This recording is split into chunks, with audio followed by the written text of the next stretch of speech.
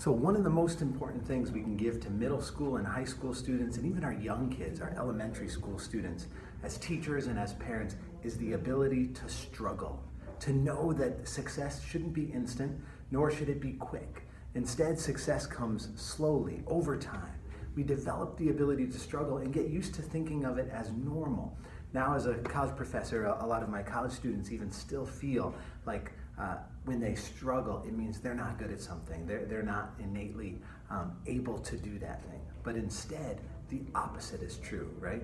There's this beautiful line from Robert Louis Stevenson, and he says, do not judge each day by the harvest you reap, but rather by the seeds you sow. And as teachers, as parents, we model the opposite of that so often, right? I get caught up in it. We all get caught up in sort of modeling the idea that we should judge ourselves by the harvest we reap. If we go through a day and our kids have tantrums, then we are failed parents. If we go through our day and our students are a little bit off the walls and wild, or they don't do well in the standardized test, then we think we have failed as teachers.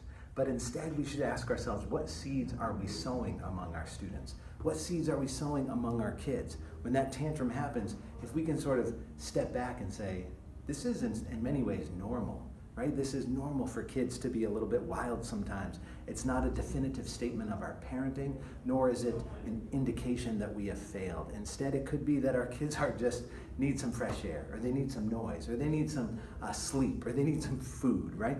And as a kid, if they have no other way to express it, they might yell and scream and cry. It's okay. It's part of being human. It's part of growing, right? And when we model the inability to accept that, we also tell that message to our students or our kids. We say, hey, if I can't accept myself as imperfect and as needing to learn along the way, if I'm judging myself based on the harvest I reap, then we say to our kids, that's how I'm going to judge you too. And that is the real tragedy.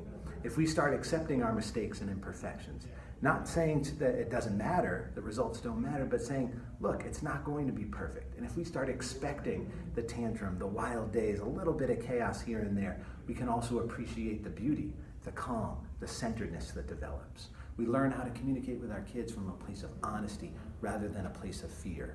Marianne Williamson asked this great question. She says, are you walking in love or are you walking in fear?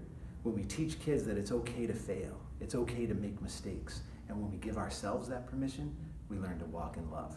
The more we stress to kids and to ourselves that you've got to get it right the first time. And if you don't fill in that correct bubble, make that grade, make the right decision with that friend every single time, if we stress that, then we're just teaching them to not accept themselves, nor are we teaching them to grow. And in life, it's all about growth.